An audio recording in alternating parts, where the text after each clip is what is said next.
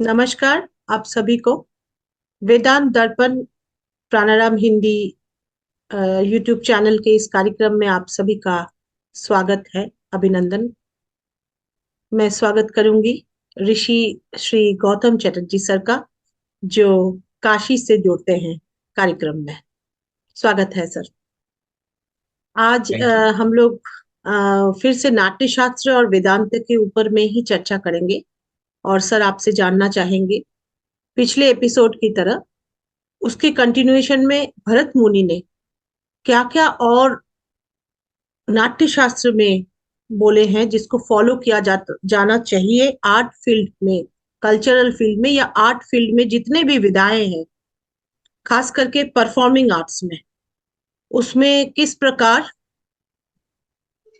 उसकी मार्गदर्शन दी हुई है। जो आर्टिस्ट हैं, कलाकार हैं, कला से जुड़े लोग हैं, उनके लिए। तो सर मैं ज्यादा समय ना लेते हुए आप कृपया इस पर मार्गदर्शन करें।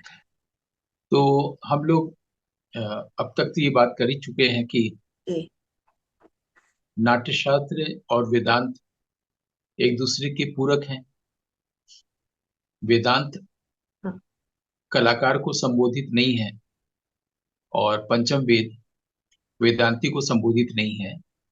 लेकिन देखा जाए तो एक वेदांती होना, एक वेदांती के होने में जो तपस्या है, वैसे ही एक पंचम वेदांती या पंचम वैदिक होने में जी भी जी वही तपस्या जी जी है जी। ना? बिल्कुल। क्योंकि वो भी तो वैदिक ही होना है। तो अगर हम पंचम वेद की दृष्टि से कलाकार होते हैं तो वो किस तरह से होंगे, वो अगर जान जाए। जैसे तपस्या तभी तक जरूरत है ना, जब तक कि हमारा साध्य पूरा नहीं होता है, तभी तक साधन की जरूरत है ना। तो हम्म। अगर कलाकार में पात्रता आ जाएगी तो बाकी तो वो रिफ्लेक्शन तो होते ही रहेंगे। कौन सा राग गा रहा है या कौन सा नाटक कर रहा है तो बात की चीज है, पहले वो आर्टिस्ट हो जाए। जैसे कि किसी भी, हमारे यहाँ बनास रेलवे कारखाना है, वहाँ इंजन तैयार होते हैं। तो इंजन वहां पर ट्रैक पर नहीं होता और पैसेंजर्स को लेकर के या कोई अ, माल को लेकर के वो नहीं चलता ना। कारखाने में तो तैयार होता है वर्कशॉप में। फिर जब इंजन तैयार हो जाता है तो उसको ट्रैक पे रखते हैं। फिर वो पैसेंजर्स को और तमाम माल को लेकर के, मालगाड़ी पैसेंजर गाड़ी होती है। तो आर्टिस्ट का तैयार होना नाट्यवेद की दृष्टि से क्या है, वो बार बार क्लियर होना चाहिए। क्योंकि अ, हम लोग सोचते हैं कि आर्टिस्ट का तैयार होने का मतलब है कि वो किसी गुरु से सीखे, रियाज करे, खरज साधना करे सुबह उठ के, है ना, और म्यूजिक को लेकर के, और जो जो चीजें होती हैं, गले का काम, रागों को सीखे, प्रैक्टिस करे और फिर उसको प्रेजेंट करे। ये 20वीं शताब्दी है, 21वीं शताब्दी। हालांकि 20वीं शताब्दी में मैंने देखा है कि ये जो तैयारी है, वो प्रेजेंटेशन पहले नहीं होता था। जैसे आप बंगाली घरों के बारे में जानती हैं कि जैसे कोई कविता लिखता है, कहानी लिखता है, लिखता था, तो पहले वो अपने घर में और या योग्य लोगों को दिखाता था कि ये ठीक ठाक हुआ भी है, मेरी कविता बनी भी है। ये नहीं कि कविता लिख दिया और फिर इसको तुरंत प्रकाशित करने दे दिया और फिर मान लिया कि मैं कवि हूँ। ये सब नहीं होता था। वैसे ही पहले गायक ये देखता था कि हो भी रहा है, तो टीचर देखता था, और टीचर जब परमिशन देता था, भले 1 साल बाद दे, 10 साल बाद दे, 20 साल बाद दे, तब वो स्टेज पर चढ़ता था। ये हमारे यहाँ की परंपरा रही है। अभी तो पहली स्टेज, उसके बाद सीखने की बात आती है ना। तो ये जो आर्टिस्ट का तैयार होना क्या है, ये हम लोगों ने 20वीं 21वीं शताब्दी में तो देखा है, वो हम जानते ही हैं। और हम लोगों ने ये भी देखा है कि आर्टिस्ट जो है आज का, या कॉमन मैन जो है, वो ब्रेन में रहता है, और जो सीयर होता है तो वो हार्ट में रहता है। तो ब्रेन में जब हम रहेंगे तो हम सेपरेशन में देखेंगे ऑडियंस को अपने से बाहर। मैं और ऑडियंस, मैं परफॉर्मर हूं और सामने ऑडियंस है। ठीक है, क्योंकि इसकी आदत ब्रेन ने बनाई है। जो हार्ट में रहता है वो भी वही देखता है जो कॉमन मैन जैसे देखता है। फॉर एग्जाम्पल, एक स्टैचू है, एक गिलहरी है, एक खिड़की है, एक किताब है, एक आदमी है। एक कॉमन मैन भी देखेगा और एक सीयर भी देखेगा। लेकिन फर्क कहाँ है कि सीयर इनमें अलग अलग भाव नहीं देखता है, कि गिलहरी अलग है, आदमी अलग है, एक डायरी अलग है। वो देखता है कि सब में एक ही चीज है। ये कॉमन मैन नहीं देखता है ना। तो वो अपीयरेंस तो सबको ही देखता है, लेकिन सीयर क्या करता है, उस अपीयरेंस के पीछे जो रियलिटी है उसको देखता है, और जानता है कि अपीयरेंस जो है वो नॉन रियल है। हम धीरे धीरे व्यावहारिक जगत से पारमार्थिक जगत की ओर बढ़ रहे हैं। मैंने पहले सरल सरल सा लगेगा, बहुत ऑर्डिनरी सा लगता है, फिर धीरे धीरे कठिन होता है, धीरे धीरे दुरूह की तरफ चलते हैं, है ना। तो पहले इसीलिए हमने इंजन कारखाना की बात की। पहले इंजन तैयार होता है, फिर वो माल ढोता है या पैसेंजर्स को ढोता है। वैसे ही तैयारी कैसे होती है। तो हम लोगों ने संगीत की दुनिया के बारे में जो बड़ों से सुना है 20वीं शताब्दी में, और देखा है, वो यही है कि पहले वही गुरु, फिर रियाज, फिर तैयारी, प्रैक्टिस, स्टेज। जब गुरु ने आदेश दिया तब स्टेज, ये सब देखा। लेकिन ये सारी चीजें पंचम वेद नहीं कह रहा है। पंचम वेद किसी और ढंग से आर्टिस्ट को तैयार करने और होने की बात कर रहा है ना। तो हम लोगों ने एक फैक्ट ये देखा था व्यावहारिक जगत में, कि कॉमन मैन ब्रेन में जीता है और सीयर हार्ट में जीता है। यानी कॉमन मैन अलग एक्सपीरियंस को सेपरेट देखता है और सीयर एक देखता है। यानी पहले ही वो एक देखता है, ये नहीं कि साधारणीकरण होगा, एकान्विति होगा, तब जाके परफॉर्मर और ऑडियंस एक होगा, ऐसा नहीं है। सीयर पहले से ही देखता है, एक ही ब्रह्म सब में है, सारे अपीयरेंसेस में, है ना। एक दरवाजा है, एक डायरी है, एक मोबाइल है, एक इंसान है, एक खरगोश है। वो इतने सारे अपीयरेंस में एक इनर कनेक्टिविटी देखता है पहले ही। वो ये अलग अलग अपीयरेंसेस नहीं देखता है, इसको एकदम क्लियर कर लें पहले। दूसरी बात है कि ये एक फैक्ट है व्यावहारिक जगत का, जो हमने पहले ही बता दिया, ताकि आगे जो बोलने जा रहे हैं, जो नाट्यशास्त्र में लिखा है, वो आसान हो समझना। ठीक है। उसके बाद एक और चीज है, हमारा जीवन वही है जहां हमारा मन है। अब हम ब्रेन को थोड़ी देर के लिए मन कह रहे हैं, जो एक्चुअली नॉन एग्जिस्टेंट है, फिर भी समझने के लिए। हाँ, क्योंकि मन ही है, माइंड ही है, जो ये इमेजिन करता है कि वो है। मतलब माइंड ने ये इमेजिन किया है कि माइंड का एग्जिस्टेंस है, और इसकी वजह से माइंडर भी है। और उसी इमेजिनेशन में माइंडर ये सोचता है कि माइंड को कैसे कंट्रोल करे और पीस लाए। ठीक है। अब जिसका मन जिधर होता है, जिस चीज में, वही उसका जीवन होता है, उसका जीवन बीतता है। जैसे मान लीजिए किसी का मन हमेशा धन की तरफ है, तो घूम फिर के उसका मन वही अपने आप हो जाएगा जिधर मन पड़ा हुआ है। मान लीजिए कि मुझे कहा गया है कि नाट्यवेद पढ़ो और ये इतना घंटे तक रियाज करो और गुरु से एक बार जाके सीख लो, लेकिन मेरा मन मोबाइल में पड़ा है, फेसबुक और इंस्टाग्राम में। तो मैं किसी भी तरह से मैं उधर ही जाऊंगा, वही मेरा जीवन है, मैं उसको जीऊंगा। तो जहां मन है वही जीवन है। ये हम लोगों के पास ऐसे उदाहरण भी हैं कि लोगों का मन हमेशा सुरों में, ताल में, उसी में पड़ा रहता था, खाने पीने पर भी नहीं। बाद में ऐसा भी हुआ कि खाना और गाना ये हो गया म्यूजिशियंस का, लेकिन हम लोगों ने बड़े गुलाम अली खान साहब को देखा है। अगर कोई उनसे मिलने चला गया तो वो चाय ऑफर करने की जगह पर एक कोई ठुमरी सुना देते थे। या रास्ता पार कर रहे हैं तभी गाते हुए चल रहे हैं, यानी मन हमेशा उसी में पड़ा है, तभी जीवन भी वैसा ही है। ठीक है। तो हमारे यहाँ भी हमने खुद शांता प्रसाद जी को देखा है कि वो घर लौट रहे हैं, और रिक्शा वाले से बोला कि भाई थोड़ा और दूर तक पहुंचा दो, जैसे 50 पैसे में। पहले स्टेशन से उतरे और कबीर चौरा तक गए तो 50 पैसे में, लेकिन वो कह चाहते थे कि उनके घर तक पहुंच जाए। रिक्शा वाला बोला कि इतना पैसा और चाहिए, उसमें 25 पैसे होते थे। तो वो बहुत प्यार से बोलते थे बनारसी आवाज में कि भैया एक टुकड़ा सुन लो उसकी जगह पर, एक परन सुन लेना उतने पैसे का। ये हमारा व्यक्तिगत अनुभव है कि ये लोग 24 घंटा दिमाग में वो ताल और सुर और यही चल रहा है, यानी मन उनका उसी में पड़ा हुआ है। तो मैंने दो उदाहरण दिए। बड़े गुलाम अली खान साहब को तो मैंने नहीं देखा है, निखिल बैनर्जी को मैंने प्रत्यक्ष ऐसा देखा। उनका मन हमेशा उसी में पड़ा हुआ है, संगीत में। और शांता प्रसाद जी को देखा, और भी असंख्य लोगों को मैंने देखा है अपने व्यक्तिगत जीवन में। कुमार गंधर्व जी हैं, किशोर महाराज जी हैं, किशोरी अमोनकर जी हैं। इसलिए जब कुछ सब्जी भी ये लोग बना रही हैं, मैंने देखा व्यक्तिगत रूप से, मैंने देखा। और जब वो कुछ बोल भी रहे हैं तो उसमें भी हमेशा सुर बेसुरा यही यही बोल रहे हैं। मैंने मन हमेशा इसी में पड़ा हुआ है। तो हमें इस कहने का मतलब ये है कि अगर हमारा मन जिसमें पड़ा होता है, जीवन वही हम जीते रहते हैं ना। यानी हम अपने मन को जी रहे होते हैं। तो मन अगर हमारा वैभव की तरफ है कि हमारी समृद्धि कैसे होगी, नाम और प्रतिष्ठा पैसा आदि में, हम जीवन वो जी रहे होते हैं ना, तो फिर वो हमारी कला में प्रभाव कैसे लाएगा। हालांकि लोग सोचते हैं कि नहीं, हमने गा दिया, हमने बहुत से एक्टिंग कर लिया, हमने पेंटिंग बना ली, उसको हम इसमें निपुण हैं, बाकी अब इसको लेके हमको मार्केटिंग करनी है ना। जैसा भी हम लोग देखते हैं कि तमाम जगह संत कवियों को लेकर प्रोग्राम होते हैं, और कई हजार से कई लाख तक का पैकेज होता है।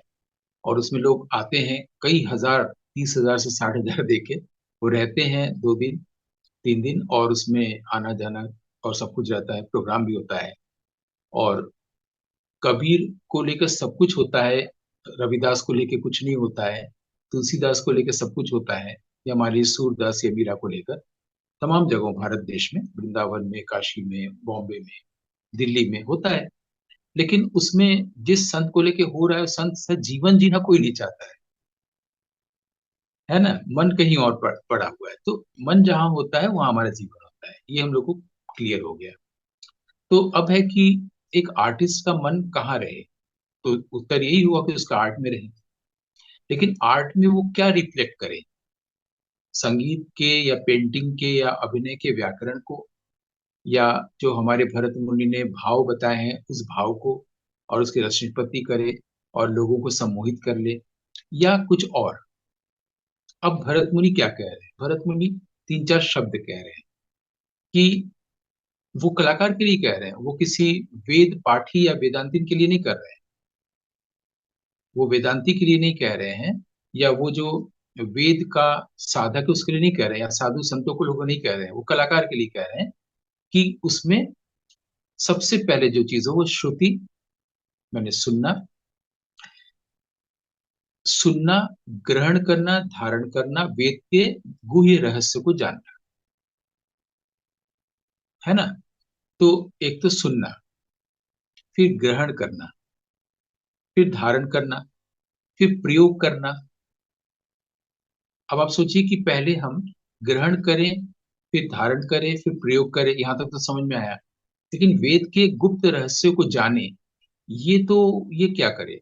मैं एक सितारिस्ट होना चाहता हूँ, मैं एक अच्छा एक्टर होना चाहता हूँ, ठीक है, मैं स्कल्प्टर होना चाहता हूँ। तो इसके लिए वेद के गुप्त रहस्य को हम क्यों जाने। अभी मैं एक यहाँ कॉन्फ्रेंस लौटा हूँ, उसमें मुझसे पहले वाले वक्ता ने पूरा वेद के बारे में बताया, वेद में क्या है क्या नहीं है, और कैसे उसमें म्यूजिक को लेकर रिसर्च करें। हालांकि म्यूजिक को लेकर कैसे वेद में रिसर्च करें ये उन्होंने कम बोला, लेकिन बीच बीच में रिसर्च शब्द आता रहा, म्यूजिक शब्द आता रहा, और वेद के बारे में बताया जाता रहा। उसमें संस्कृत के श्लोकों का उच्चारण भी था, कहीं कहीं पर गाना भी था। मुझे समझ में नहीं आया कि वेद और संगीत को जोड़ के लोग क्यों ही कुछ रिसर्च करने जाते हैं, क्यों जाएं। अक्सर लोग जब संगीत पर किताब लेते हैं तो बोलते हैं संगीत की शुरुआत वेद से हुई। वेद को लेकर जो भी रिसर्च करना था, चाहे वेद को लेकर के आर्ट में, आर्ट के कितने काम का वेद है ये करना था, ये एक आदमी ने कर लिया रिसर्च ना, जिसको हम लोग भरत मुनि कहते हैं। वेद के आधार पर उन्होंने पंचम वेद की रचना कर दी। अब वेद की तरफ जाने की जरूरत नहीं है कि पहले सामगान आया, पहले सामन हुआ, फिर अरण्य गा था, ये सब कल तो नहीं बोला गया। ये सब हम लोग कम किताबों में देखते हैं।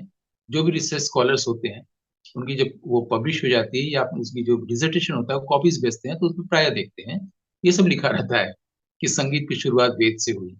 उसमें ये उनके गुरु भी यही बताते हैं, टीचर्स भी पढ़ाते हैं, सामन से हुई, और अरण्य गान था, और ऐसा ऐसा था। क्यों बताया जा रहा है? क्योंकि इन सब पर रिसर्च करके एक आदमी ने एक ग्रंथ तैयार कर दिया, वो भी प्राइमरी सोर्स है। जैसे वेद ज्ञान का प्राइमरी सोर्स है, वैसे पंचम वेद आर्टिस्ट का प्राइमरी सोर्स है। हमको वेद में जाने की जरूरत नहीं है, और हम वेद से वो नहीं ला पाएंगे जो भरत मुनि ले आए हैं, संगीत के लिए, नाटक के लिए, किसी भी चीज के लिए। तो सामन वगैरह और ऋग्वेद और सामवेद और ये सब क्या क्या, अरण्य गेय गान, ये सब की जरूरत नहीं है ना।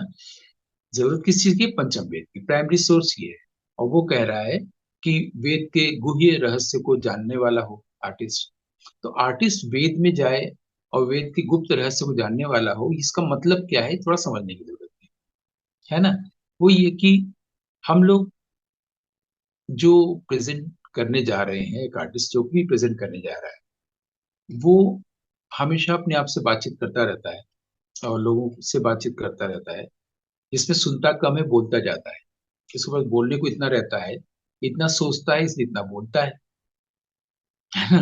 तो वो सुनने की स्थिति नहीं है, बहुत कम सुनता है, अधिक बोलता है, क्योंकि अधिक सोचता है, फील कम करता है। तो अब क्या है, क्योंकि हार्ट में कम रहता है, ब्रेन में ज्यादा रहता है, बल्कि हार्ट में रहता ही नहीं है। वो कह रहे हैं कि हार्ट में रहने के लिए, जैसे एक सीयर को कहा जाता है कि सीयर हार्ट में रहता है, हार्ट में रहने से हम अपीयरेंस को अलग अलग नहीं देखते, पहले ही एकान्विति हो चुकी है, पहले ही साधारणीकरण हो गया है उसी का, उसी के साथ, उसके फाइनाइट एग्जिस्टेंस का, उसके इनफाइनाइट एग्जिस्टेंस के साथ। जैसे हमने किसी एक एपिसोड में शायद 43 में कहा था कि जो साधारणीकरण होता है, उसमें परफॉर्मर का, ऑडियंस का, दोनों के बीच में एकान्विति हो जाती है, एक यूनिटी हो जाता है, योग हो जाता है, ठीक है, और उसको आनंद मिलता है, ये भी बात हुई थी। लेकिन अगर साधारणीकरण हो गया और उसका यूनिवर्सलाइजेशन हो गया, तो क्या हुआ? वो फाइनाइट से इनफाइनाइट कहाँ हुआ? उसके पास ये सेंस उस वक्त होता है, और वो फील करता है कि वो साधारण से असाधारण हो गया। अब तक वो साधारण था, अपने आप को असाधारण समझता था, क्योंकि उसके पास ईगो था। ईगो के कारण इंसान अपने आप को श्रेष्ठ समझता है ना। लेकिन जब कोई कलाकृति वो देखता है या सुनता है, मान लीजिए म्यूजिक की बात करें, तो वो सुनते हुए हम लोग बहुत सारे शब्द यूज करते हैं, रस निष्पत्ति होना, साधारणीकरण होना, सबलाइम स्टेट तक पहुंच जाना।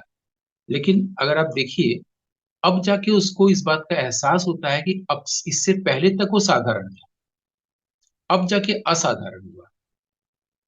क्योंकि असाधारण तो सिर्फ ब्रह्म ही हो सकता है, बाकी तो सब उसके दास हो सकते हैं, जैसे कबीर दास, रहीम दास, है ना। तो ये जो आर्टिस्ट के परफॉर्मेंस के बाद अब वो असाधारण हुआ, वो असाधारण तब हुआ जब वो सारी चीजें जो अब तक थी, उसका साधारणत्व, यानी कि ईगो, यानी कि उसका फाइनाइट्यूड, उसका सीमित होकर सोचना, वो सबको ट्रांसेंड कर गया। और इसलिए उसको अच्छा लगता है, इसलिए वो एब्जॉर्ब हो जाता है, इसलिए वो बोल नहीं पाता, है ना। तो अब वो फॉर्म्स को, जिसको उसको देखा है अब तक, जो नाटक पूरा देखा, पेंटिंग देखा या गाना सुना और उसने जो कल्पना किया, वो फॉर्म्स से वो फॉर्मलेस की ओर चला गया। इससे वो, उसके पास वो निशब्द हो गया, बोल नहीं पाता है। बल्कि अब तो ये भी बोलते हैं लोग, मैं निशब्द हो गया। ये बोलने की भी क्या जरूरत है? मेरे पास भाषा नहीं हो आपकी तारीफ करने की, मैं निशब्द हो गया। निशब्द अगर आप हो गए तो हो जाइए, आप नहीं बोलेंगे तो भी कम्युनिकेट हो जाएगा, क्योंकि silence is the only eloquence. Silence से बेहतर कम्युनिकेट करने के लिए या एलोक्वेंट और कुछ है नहीं, वो लोगों तक पहुंच जाएगा, है ना। तो अब है कि हम लोग जो बोलते हैं, लोगों से बात करते हैं, जैसे अभी ही मैं बोल रहा हूं, मैंने सुना कितना है? मैं अगर बेहतर सुनूंगा तो भी बेहतर बोलूंगा। अगर मैंने बेहतर नहीं सुना है तो बेहतर मैं नहीं बोल सकता। तो इसके लिए, बोलने के लिए सुनना जरूरी है। तो सुने तो क्या सुने? सुनने के लिए हम ये सुन सकते हैं कि दूसरे लोगों का, जैसे बड़ों का संगीत सुने, बड़ों की बातें सुने। लेकिन क्यों नहीं हम अपने भीतर कोई चीज है, कोई हमसे बात कर रहा है, उसको सुने, है ना। ऐसा भी तो हो सकता है कि भीतर हमारे कौन बात कर रहा है, मैं ही बात कर रहा हूँ, मैं ही सोच रहा हूँ, और उसी को मैं बोल रहा हूँ। भीतर सुनना माने क्या? यहाँ पर अब स्वामी जी की एक लाइन को फिर दोहराएंगे। बाहर का जो वर्ल्ड है, वो किसी रियल वर्ल्ड का रेप्लिका है, इस तरह से वो अनरियल है।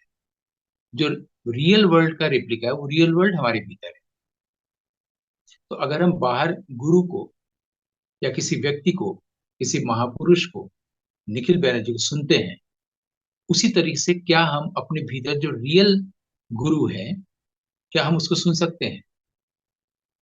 मुझे नहीं लगता कि शायद कुछ कठिन है, मैं बहुत सरल करने की कोशिश कर चुका हूँ।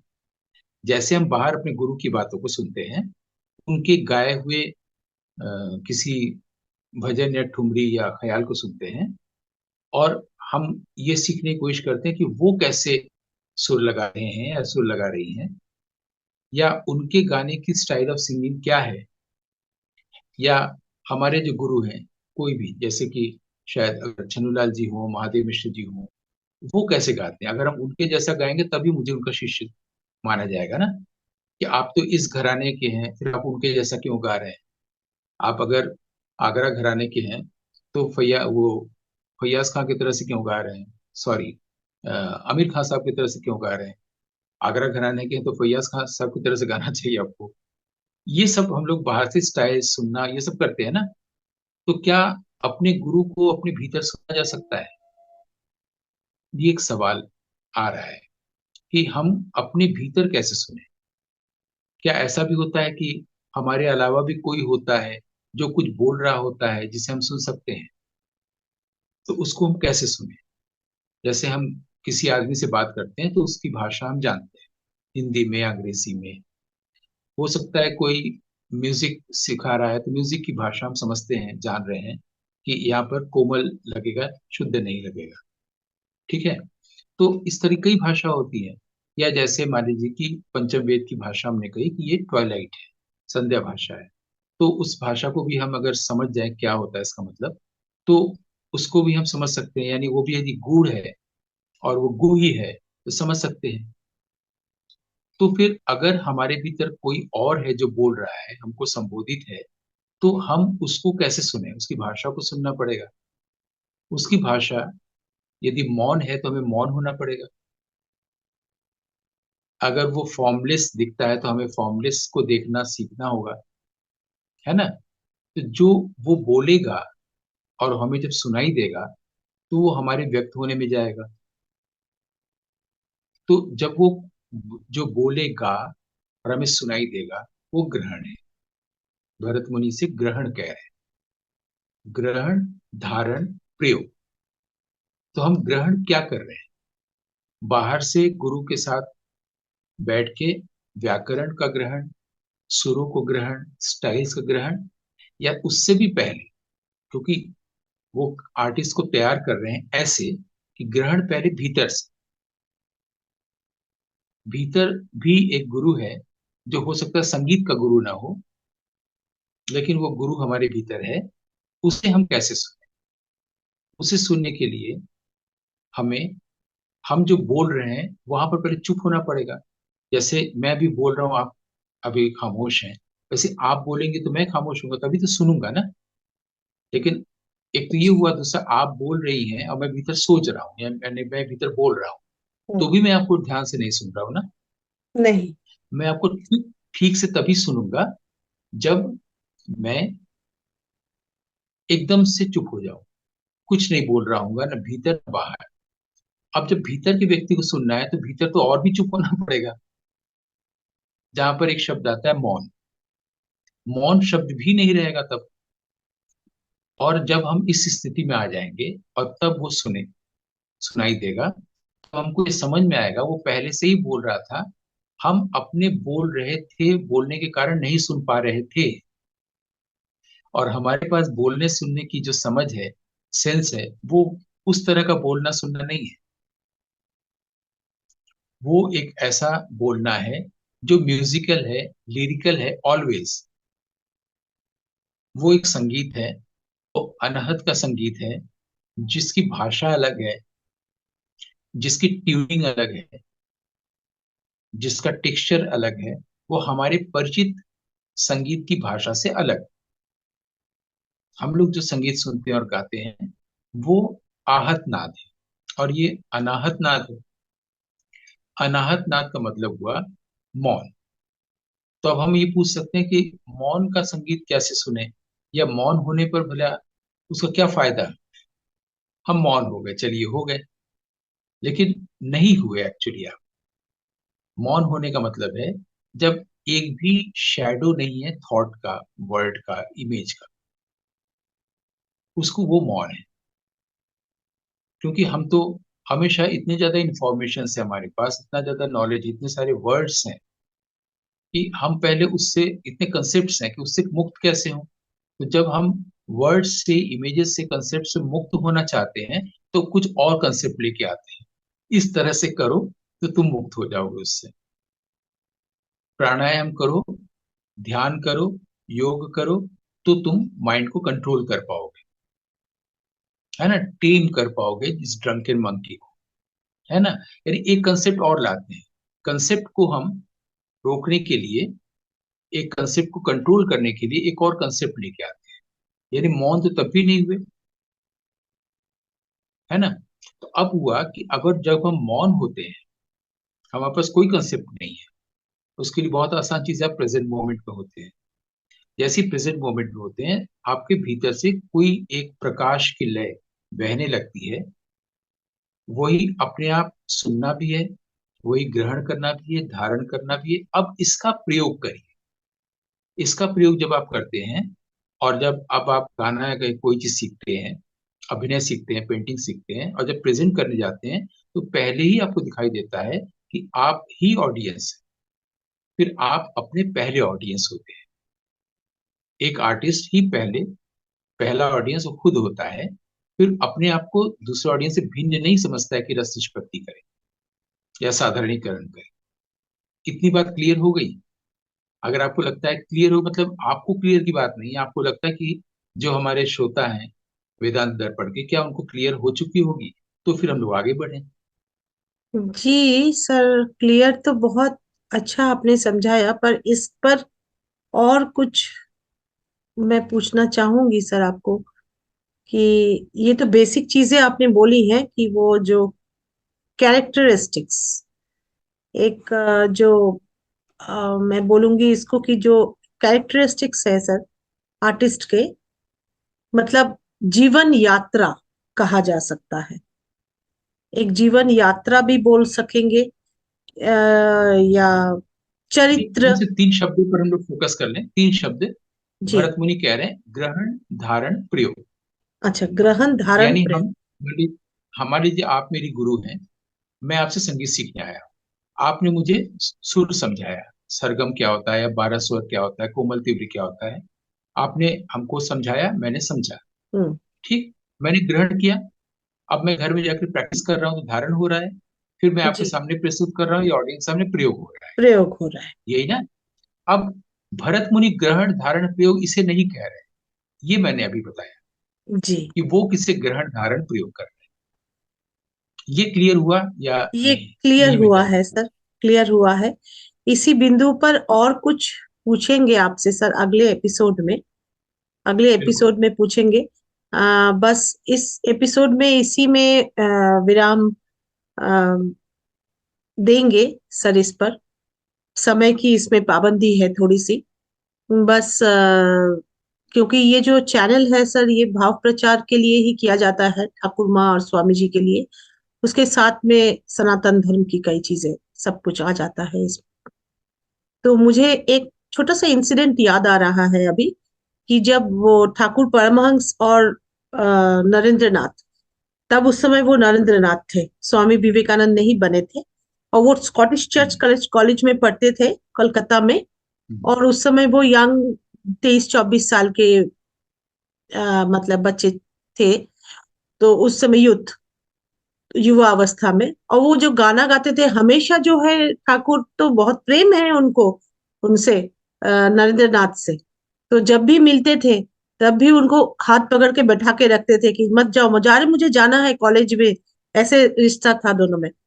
तो वो एक बार जैसे बच्चों को बोलते हैं ना कि अरे सुनाओ ना गाना, तो वो उन्होंने बांग्ला में बोला था, एक गान गाना।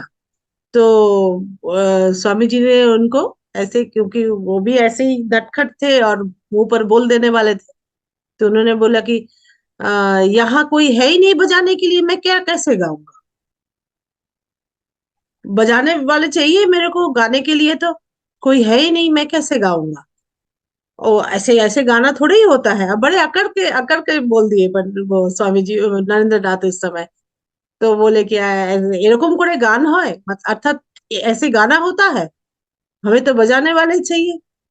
तो ठाकुर ने बड़े मीठे आवाज में उनको बोला, तू तो मुझे सुनाएगा, माँ को सुनाएगा, और अगर मन से गाएगा तो किसी के सहायता के बिना, जो आप सर मुझे लगता है ये जो अनाहत नाथ नाथ की बात बोले हैं सर, मुझे जो फील है या जितना मैं समझ सकती इतनी मंद बुद्धि में, कि उस अनाहत नाद की बात उन्होंने बोली होगी ऐसे, कि तुम अगर गाओगे तो वो आ जाएगा। फिर उन्होंने तानपुरा मिला के, फिर ठाकुर बोले कि जब तानपुरा मिलाने लगे स्वामी जी, एक तानपुरा था कोना में रखा हुआ था, दक्षिणेश्वर मंदिर के ही कोना में कहीं रखा हुआ था, तो वो तानपुरा मिलाने लगे जब, बोले इसमें समय बोला गा ना तू। तो ठाकुर वो हो रहा है, बेचैन हो रहा है, तू गा ना, ऐसे बार बार उनको ये कर। फिर नरेंद्र नाथ ने बोला, रुको रुको, पहले मिलाने दो, इसमें समय लगता है। मतलब ऐसे उनको ऐसे बातें, तो ये जो रिश्ता है, ये इतना प्रेम का रिश्ता गुरु शिष्य के अंदर उनका, तो वही मैं शेयर करना चाह रही थी। फिर उस पे मगन हो गए दोनों, और फिर उस नृत्य करने लगे, सिर्फ तानपुरा में वो गा रहे थे, और वो भाव विभोर होकर नृत्य कर रहे हैं ठाकुर उसमें, ये कथामृत में है, रियल हाँ बिल्कुल, घटना ये है। बहुत। जी और जी इसको जो भी लोग रामकृष्ण मिशन और स्वामी जी से प्रेम करते हैं, उन सभी को ये वृत्तांत पता है, जी लेकिन बार जी बार सुनने का मन करता है ये। जी जी जी जी। Thank you sir. इस पर विराम देते हैं इस एपिसोड पे। बहुत बहुत धन्यवाद। अगले एपिसोड में फिर मिलेंगे आप सभी से, दूसरे नाट्यशास्त्र और वेदांत के ऊपर में, और बहुत सारी जानकारी इस पर लेने के लिए। धन्यवाद, आभार।